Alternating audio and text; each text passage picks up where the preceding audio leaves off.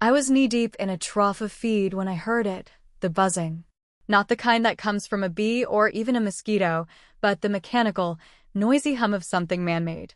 I looked up, and there it was, hovering like some kind of floating tattletale, Brenda's new drone.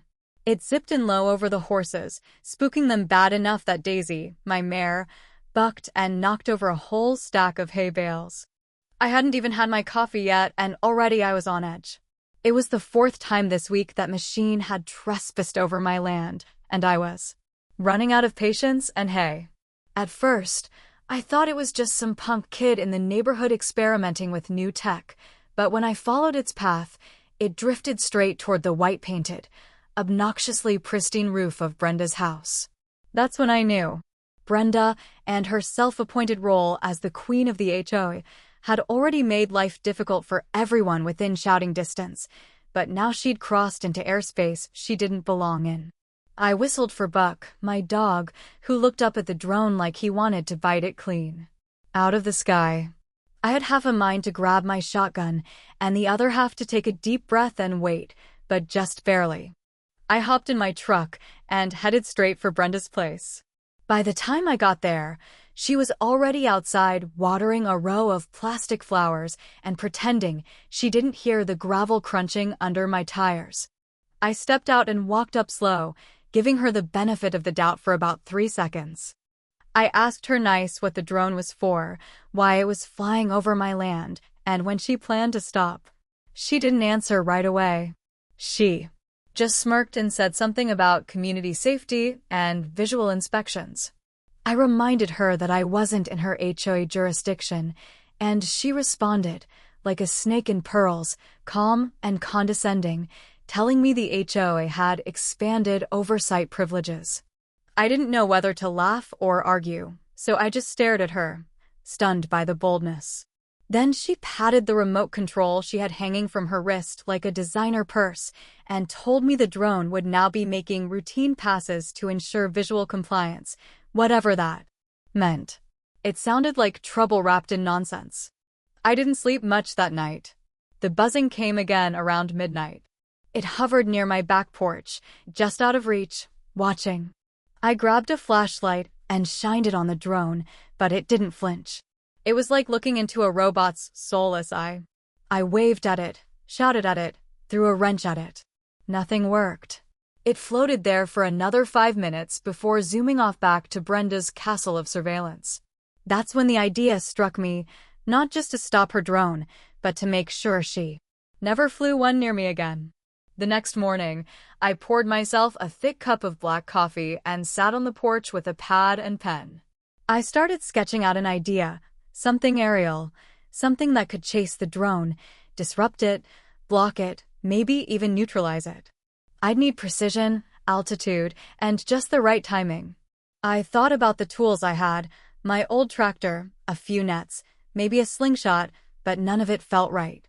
Then I remembered something better, my buddy Dave.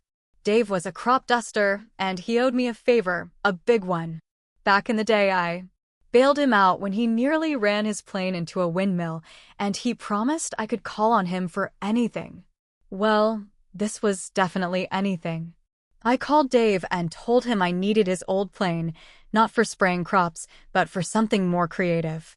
He laughed, called me crazy, and then said he'd meet me at the small, rural airstrip on the edge of town the next day. I spent the rest of that afternoon watching Brenda's drone make its predictable loop around my ranch. I recorded its route, flight time, and altitude. I treated it like it was an invading pest that needed exterminating. In a way, it was. When I got to the airstrip the next morning, Dave was already there, leaning against the wing of his bright yellow crop duster like he was posing for a postcard. I explained the plan, and he nearly fell over laughing, but after I showed him the footage and told him about Brenda's little threats, he got serious. He said I could borrow the plane for a few hours, but if I crashed it or got caught, he'd swear he never heard of me. That was fine. I didn't plan on crashing, and as far as getting caught went, well, I had my own set of cameras watching every inch of my ranch, just like Brenda, only difference was mine were legal. I spent the next few hours practicing on an open field just beyond the canyon, flying low, angling the sprayer, checking the reach and pattern of the nozzles. I didn't load it with chemicals. Instead, I mixed up a harmless but thick and sticky blend of molasses, water, and just a touch of food dye for good measure. It wouldn't damage electronics, but it would coat anything it touched in a gummy mess that would take hours to clean. By the time I got back home, the drone was up again. It floated near the barn, dipping low over my chickens, who scattered like they'd seen a hawk. I watched it from the roof, chewing on a piece of jerky and waiting. I had a feeling tomorrow would be the last time Brenda flew anything over my land. She wanted to spy, she wanted control, but she forgot the most important part about living out here. Respect goes both ways, and she was about to get sprayed with a lesson in boundaries. The next morning came with a heavy sky and the kind of stillness that usually meant trouble was waking up early. I sat at the edge of my porch, sipping black coffee again, watching the drone make its way across the ridge like clockwork. It was always at the same time, always the same lazy pattern. Brenda wasn't even trying to hide the fact that she'd turned it into her personal airborne watchdog. It dipped low over the chicken coop, circled the pond, and buzzed right over my bedroom window. At this point, it felt less like surveillance and more like provocation. What made it worse was how she acted like it was all just part of some big neighborhood favor. I'd overheard her telling one of the new HOA members that the drone was providing free ranch security for the community. The only thing it was securing was her control over people who were too polite or too tired to stand up to her nonsense. Not me. I wasn't part of her little HOA empire, and I sure wasn't going to let her fly a camera over my livestock like I was running a black market. Around midday, I drove out to the edge of town where the crop duster was parked under a sheet metal roof, waiting like a sleeping dragon. Dave met me there, leaning on the wing with his usual half-grin and a sandwich in one hand. He handed me the keys without much small talk and reminded me to keep it low, keep it legal, and try not to make the news. I loaded the tank with the molasses mix and ran one final check. Everything was in place. Altitude gauge was working, sprayer nozzles were clear, fuel topped off. I wasn't nervous, I was focused. I hadn't felt this focus since the time I had to deliver a calf in the middle of a thunderstorm with nothing but a flashlight and my belt to pull with. As I climbed into the cockpit, I could already hear the faint buzzing of the drone in the distance. It was right on schedule. I started the engine, let it hum and rumble, then rolled out slow onto the dirt runway. The wheels kicked up dust behind me like a signal to the sky that I was coming. I lifted off steady, then banked left toward my own land. I kept low, hugging the terrain, and waited until I saw the glint of the drone hovering over the cattle pasture. It was perfectly still, as if it knew something was coming but couldn't quite figure out what. I circled wide, checked my altitude, then lined up the spray nozzles. The drone floated a few feet above the field, its little red light blinking like a heart monitor. I flew over once without releasing anything, just to get my angle right. On the second pass, I let the mixture go. The sprayer hissed, and a sticky mist rained down directly over the drone.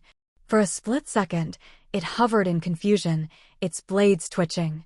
Then, the propeller started to lag, gunked up with sugar and weight. It jerked sideways, spun once, then dropped like a rock straight into my irrigation pond. I couldn't help it, I laughed loud and long.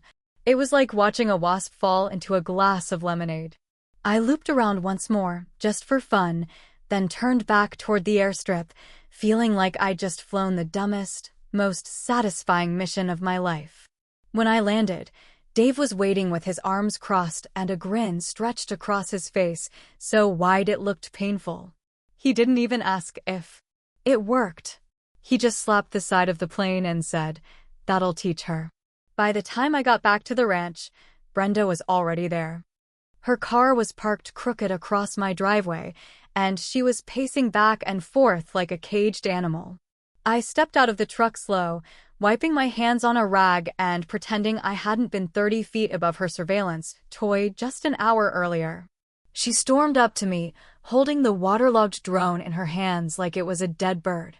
She shouted about criminal damage and federal charges and how she was going to report me to every agency from the local sheriff to Homeland Security. I stayed quiet and let her rant. When she paused to breathe, I calmly asked what her drone was doing over private land in the first place. She dodged the question like a politician and waved a soggy manual in my face, claiming it had a license and that I had obstructed official HOA observation duties. I didn't bother arguing.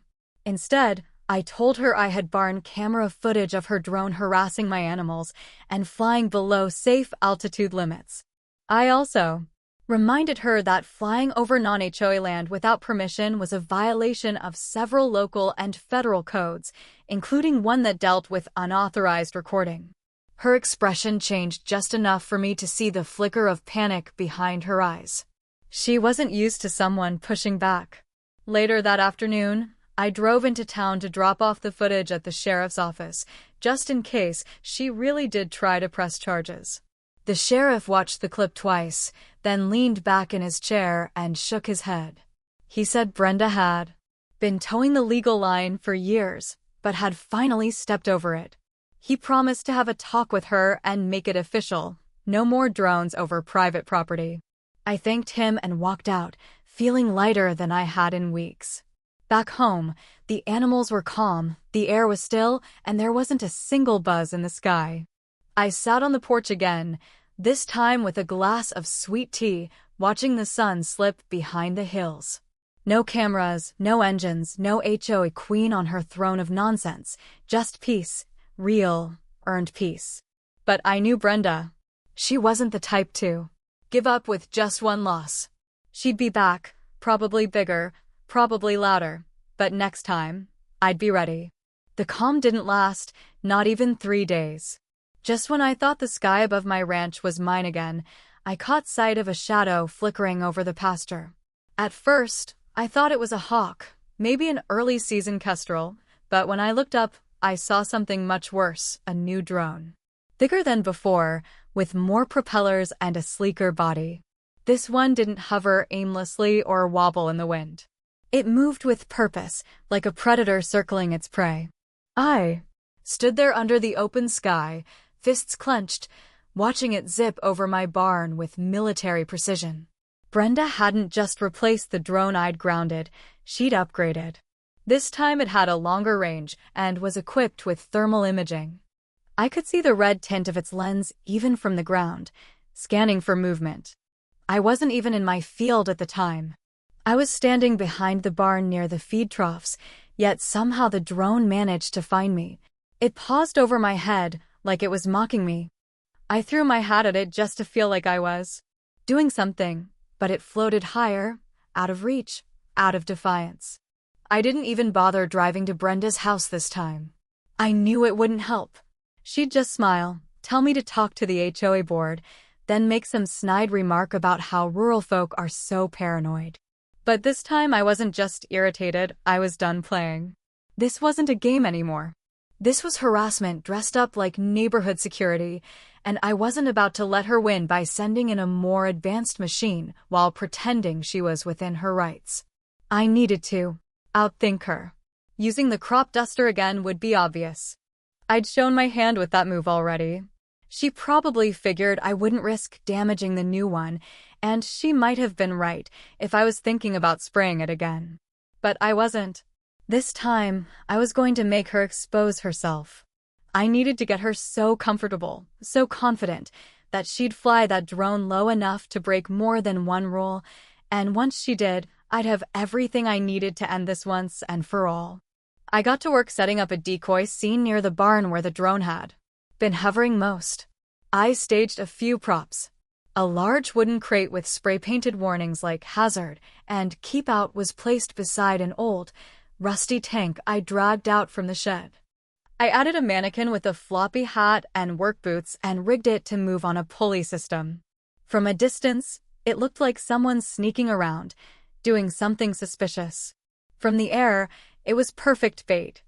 I even placed a few large containers marked with stickers to suggest they held illegal fertilizer or restricted chemicals. Then I turned my attention to what really mattered: documentation. I mounted a high-definition camera under the porch roof, aimed directly at the barn, and another camouflaged inside an old owl box up on a tree. Both had wide views and zoom capabilities. If Brenda wanted footage, then so did I, but unlike hers, mine would be legal, time-stamped, and ready to hand over to the right authorities. The next evening, just after sunset, the drone returned. I was already on the porch, pretending to whittle a stick, but really I was watching the live feed on my tablet. The drone circled a bit higher than before, then slowly lowered itself near the barn. The dummy twitched slightly in the wind, and the drone hesitated. Then, as if curiosity outweighed caution, it dropped even lower, scanning the fake setup with its red lens glowing brighter in the dim light. I had never seen a machine act so nosy in my life. It hovered over the dummy, drifted toward the crate, and tilted sideways, clearly focusing on the tank I'd placed as bait. It stayed like that for almost a full minute. That was all I needed. The camera under the porch caught every second of it. The one in the tree got a perfect wide-angle view, showing the drone crossing well over the fence line and hanging directly above my property. The height was low enough that I could have knocked it out with a broom if I'd wanted to, but I didn't. I wanted it to keep recording, keep trespassing, keep proving exactly how far Brenda was willing to go. The next morning, I drove into town and paid a visit to the FAA liaison office. Small town like ours didn't have much federal presence, but we had a designated contact for airspace complaints, especially with the increase in drone usage near ranches and airstrips. I brought my footage, printed screenshots, timestamp logs, and even a short write-up of all previous drone encounters. The man behind the counter watched in silence, then asked if the operator had any form of registration or authorization to be flying that low near private livestock. I told him no. His expression didn't change much, but he nodded slowly and told me someone would be following up within the week. And just like that, the wheels were turning. Brenda had overplayed her hand. She thought because no one had stopped her yet, no one would. But she'd underestimated how quiet country folk fight. We don't yell, we gather evidence. We don't bark, we build traps. And we don't strike fast, we wait until the landing is soft and the fall is long. That same afternoon, a few neighbors dropped by, curious about all the strange activity around my barn. I told them what was going on, showed them the fake setup, and then showed them the footage. One by one, their jaws dropped. Turns out I wasn't the only one being watched. A woman down the road said the drone followed her to her back porch while she was out in her robe. Another said it spooked his goats, caused one to break its leg jumping the fence. We stood around the crate like it was a town hall meeting, and before long, someone suggested we write up a petition, not just about Brenda, about the HOA, about boundaries, about privacy. By sundown, we had 20 names on a single sheet of paper, and it wasn't even circulated beyond our dirt road. Something had shifted. People were tired of her power grabs, her drones, her rules, and her fake authority. And now, with proof in hand and an official complaint filed, she wouldn't be able to hide behind her title much longer. The sky had always been big and blue and free out here, but Brenda forgot that freedom swings both ways, and now she was about to learn just how heavy it can hit when you keep poking at people who were just trying to be left alone. The next few days passed like the quiet before a storm. The drone was gone, and for a moment it almost felt like Brenda had finally gotten the message. But deep down, I knew her kind didn't just back down. They regrouped, they reloaded, and sure enough, just as the sun dipped past the hills on a cool Thursday evening, I spotted her standing at the edge of my property. She wasn't alone. She had a new remote in her hands, sleek and shiny, and beside her on the grass was something that looked less like a drone and more like a miniature helicopter. It was bigger, faster, and meaner looking than anything I'd seen buzzing through my skies before. She didn't even try to hide. It She flew it up with a flick of her wrist, and it bolted straight into the air like a bird of prey. This one didn't just hover, it roared, and as it climbed above the tree line, its camera lens swiveled downward, tracking everything that moved below. It swept over my barn, hovered over my pond, and made slow, deliberate loops around the feed shed. I could feel it watching me, even when I couldn't see it. It wasn't surveillance anymore, it was a threat. Brenda stood there watching her machine like it was some kind of pet she'd trained to hunt. She waved at me, not with a smile, but with smug satisfaction, as if daring me to try and stop her again. That night, I couldn't sleep. I kept checking the monitor connected to my barn cams, expecting to see the drone come back with its thermal lens peeking through the darkness. Around 2 in the morning, I finally saw it, just a faint outline in the corner of the feedlot, drifting silently in a low, circling pattern. It hovered near the crate I'd left out, zoomed in, and then bolted off into the sky like a ghost. I shut off the monitor and leaned back in my chair. I knew what I had to do. The next morning, I contacted the FAA representative again and gave him the update. He sounded more interested this time, especially when I described the size of the new drone and the night flight patterns. He asked if I had video proof. I said I had more than proof, I had a show reel. I offered to send everything and followed up with time-stamped footage that clearly showed the drone dipping well below legal flight ceilings, hovering over livestock at night, and crossing into restricted airspace near the crop fields where low-flying manned aircraft operated regularly. It was enough to raise serious questions, and from the tone in his voice, I could tell the matter had just moved from a mild complaint to something worth investigating. Then came the break I didn't expect. A retired Air Force mechanic named Bill, who lived 3 properties over, stopped by to drop off eggs and mentioned something strange he'd seen. He'd seen the drone at the hardware store in town a few weeks back and remembered it because of how unusual and powerful it looked. He said the guy at the counter told him Brenda had special ordered it online and boasted about it having features that weren't even available commercially yet. I asked him if he'd be willing to talk to someone about it. Bill just grinned and said he hadn't had this much fun since his base commander's car got filled with fire ants as a prank. Within 48 hours, 2 men in collared shirts showed up at my property. They weren't in uniform, but they carried badges and asked all the right questions. They'd been sent by the regional FAA enforcement office after my report had been escalated. I showed them everything, every file, every recording, every neighbor statement I had gathered. They were especially interested in the footage showing the drone operating at night and hovering below 100 feet near my cattle pen. They thanked me, told me not to engage, and said they'd handle it. I didn't ask how. 2 days later, Brenda received a visit. It wasn't subtle. 2 marked vehicles and a 3rd unmarked sedan parked outside her house, and within 20 minutes, they were walking out with a case that looked suspiciously like the one she'd used to carry her new drone. She was red-faced and furious, yelling into her phone, pacing back and forth on her front lawn while the agents calmly loaded everything into their cars. I watched it all from my porch, didn't even bother pretending to look away. She glanced over at me once. I lifted my coffee in salute and went back to sipping. But she wasn't done yet. Brenda never knew how to quit while she was behind. A few days after the FAA visit, she tried to turn the tables again.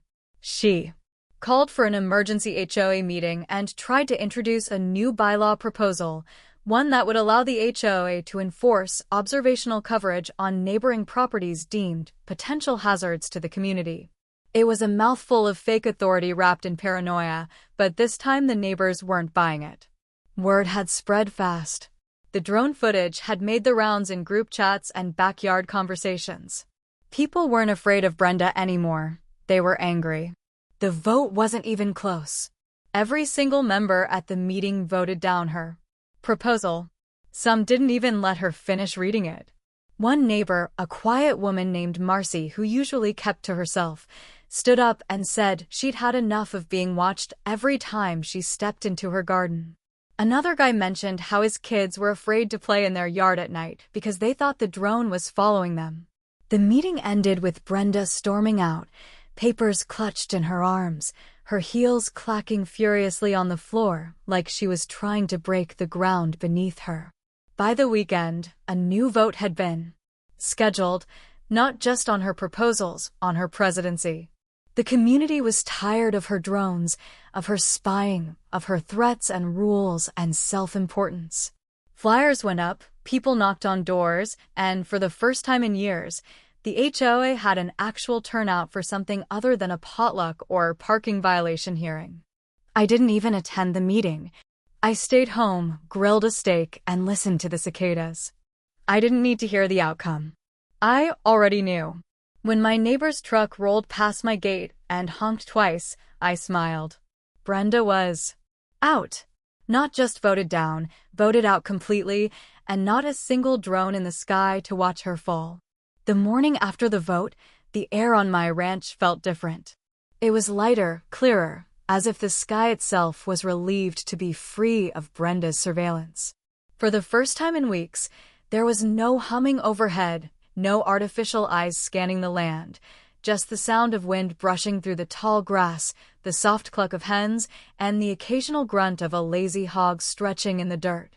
I poured myself a cup of coffee, walked out to the porch, and took a long look across the property. It was all mine again, not just legally, but spiritually.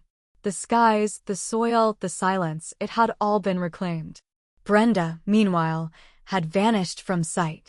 Her house still stood at the end of the cul-de-sac, but her windows were closed, her front gate locked, and not a single car had been parked in her driveway since the day she was removed as HOA president. Rumor had it she was in talks to sell the place and move somewhere with tighter rules and more cameras. One neighbor said she had listed her house on a gated community site. Another claimed she was calling around trying to find legal grounds to sue the HOA board for betrayal. Nobody knew for sure, and honestly, nobody cared. Everyone had moved on.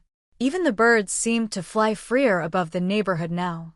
That afternoon, I took a walk along the fence line with Buck trotting ahead, sniffing at fence posts and pausing now and then to roll in something foul. The barn stood quiet, the field steady. The dummy I had set up during my trap days was still slumped near the shed, half forgotten, but somehow comforting in its worn flannel and straw-stuffed boots. I figured I would leave it a little longer, just in case Brenda had one last drone hidden in her basement waiting for a dramatic comeback, but deep down, I knew she was finished. Later that week, the sheriff dropped by. He wasn't in uniform, just wearing his Saturday flannel and carrying a six-pack of root beer and a grin. We sat on the porch, watching the sunset melt across the hills like butter, and laughed about the whole mess. He said the FAA had officially closed their case, confirming that Brenda's drone flights had broken several regulations. They were issuing fines and even flagged her account with a warning. He also mentioned that a few more neighbors had submitted evidence of her old drone spying through windows and over backyards, which would likely lead to more legal headaches for her down the road. I asked if I was in the clear, and he gave me a look like I had just asked if water was wet. He said not only was I in the clear, but I might have set a new local precedent for how to deal with airspace violations. He joked about nominating me for a town medal or maybe getting the county to name my pasture a no-fly zone. I told him all I really wanted was to put up a sign that read, "Try me again and find out." The next day, I found myself itching to take to the sky one last time, not to fight or chase anything, just to fly. I called up Dave and asked if the crop duster was still sitting out at the strip. He told me the tank was empty and the keys were waiting. I drove out early, just before the heat set in, and climbed back into that dusty cockpit. The engine sputtered, growled, then settled into a low purr like a dog curling up by the fire. I didn't load it with anything sticky this time, just a sack of wildflower seeds and some dry fertilizer, something peaceful for once. I flew low over the ranch, circling slowly, watching as the field stretched out below me like a quiet painting. When I hit the ridge above the pond, I opened the chute and let the seeds fall. Tiny flecks of green and blue and yellow fluttered down, carried by the breeze, scattering across the soil. Like confetti at a wedding. It wasn't about revenge anymore, it was about growth, about reclaiming something that had been disturbed. I made one last pass, waved to an old neighbor down on the road, then banked toward the strip and landed soft. When I got back to the house, I found a note taped to my door. It was handwritten, no name, just a short message that said, "Thank you for standing up for all of us. We thought we were alone until you showed us we weren't." It wasn't signed, but I didn't need it to be. The handwriting was shaky but neat, the kind that probably came from someone older who had finally found the courage to speak up. I folded the note and tucked it inside the drawer next to my coffee mug. The days that followed were quiet, the kind of quiet that made you realize just how loud things had gotten without you noticing. The neighborhood started to shift. People who never waved before were stopping by to talk. A few offered eggs or pie. Someone dropped off extra hay bales with a scribbled note that said, "Just because." There was a sense of peace, a return to the way things were supposed to be before rules became weapons and authority became a spotlight. One evening, as the sky turned soft and gold, I took Buck out for one more walk. We reached the top of the hill and sat there in the tall grass, just the two of us. I looked out at my ranch, the same land I'd walked 1,000 times, but now it felt somehow more mine than ever, not because I'd fought for it, but because I'd defended it against noise, against invasion, against control that never belonged here in the first place. As the stars blinked to life above us, I heard nothing but the sounds of crickets and wind. No hum, no buzz, no watching eyes, just stillness, just freedom, and that was all I ever needed.